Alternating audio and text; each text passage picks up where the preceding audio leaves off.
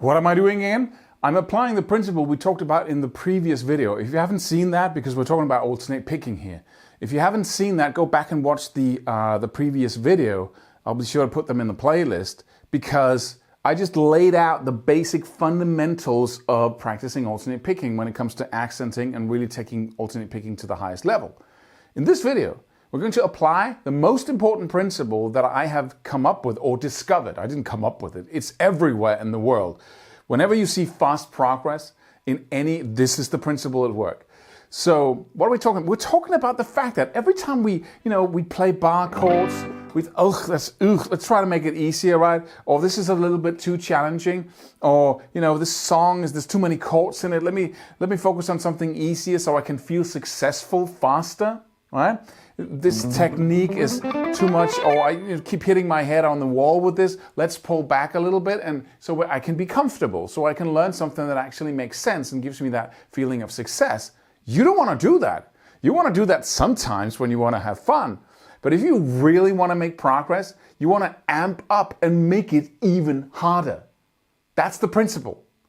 That's how we build.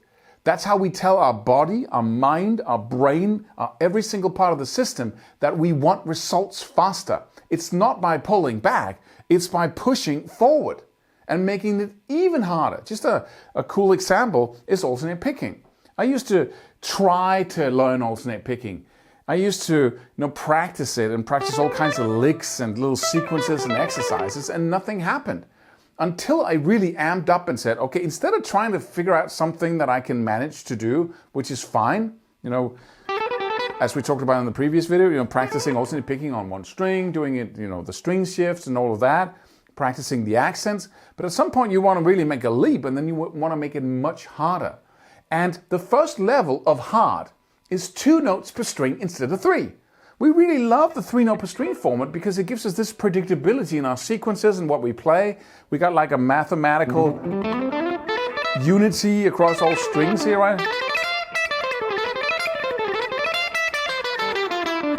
Right, so rhythmically it's easier to handle.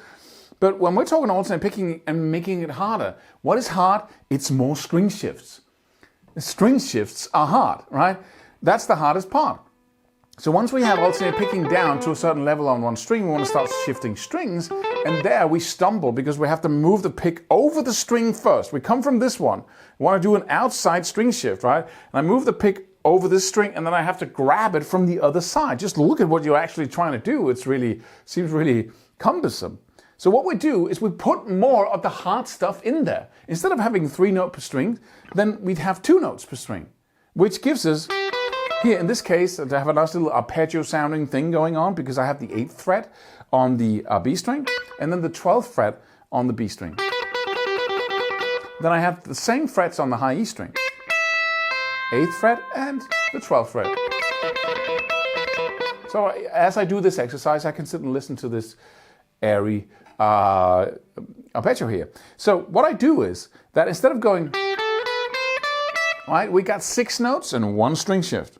If I do that, if I play all the notes of the scale here, in this case C major scale, I got the 8th, 10th and 12th on the B string and the same frets on the high E string.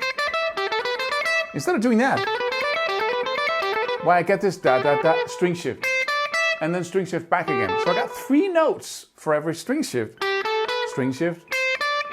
and then back again to the first, so I got a string shift there. I just have 2 notes, which increases the hardship I'm going through, right? So I go,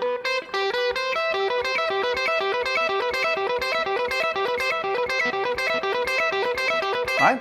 So that would be harder, wouldn't it? But the cool thing about making it harder is that once you return to the challenge you had before, like playing 3 notes per string, it's going to seem much easier. So you push yourself. This is the same principle. We're going to make this even harder. You could also just have string shifts, right? Or go. Right, but you just go through these little exercises. But what happens is that it's the same thing as when you go for a run. I try to improve my ability to run further or farther when I was going for a run. And the way I did it was just to try and run more miles, right? But it didn't work. It was like, I was exhausted every time. It felt awful, basically, right? So I hated it more and more. as I run farther and farther, it wasn't any fun. So instead of that, suddenly it dawned on me, because I looked at this strategy here I'm using on this instrument. I said, let's make it harder. Let's run faster. So I started using interval training, started sprinting like crazy, like running as fast as I possibly could for 20 seconds or 10 seconds, then walking, then running as fast as I possibly could, then walking. So you expand what you do. Instead of having this, I'm practicing, right? Then you make it even harder. So you put extra strain on yourself, which forces your system.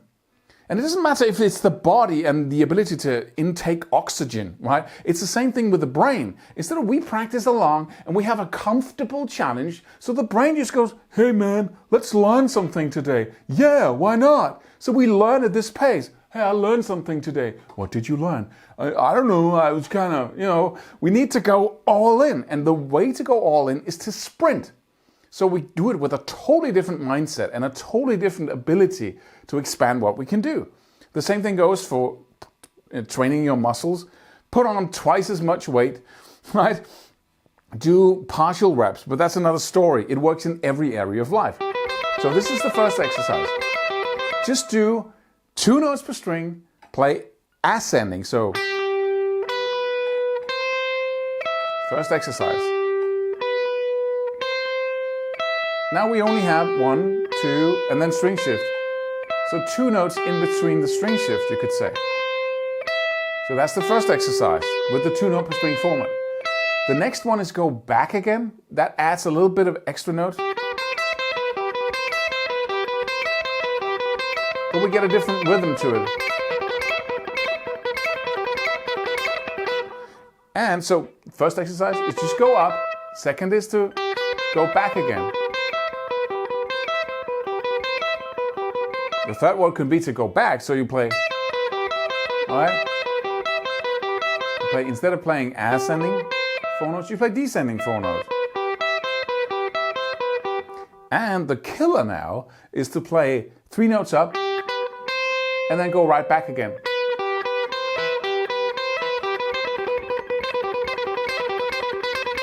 Right? And you can do this, you can reverse that and go.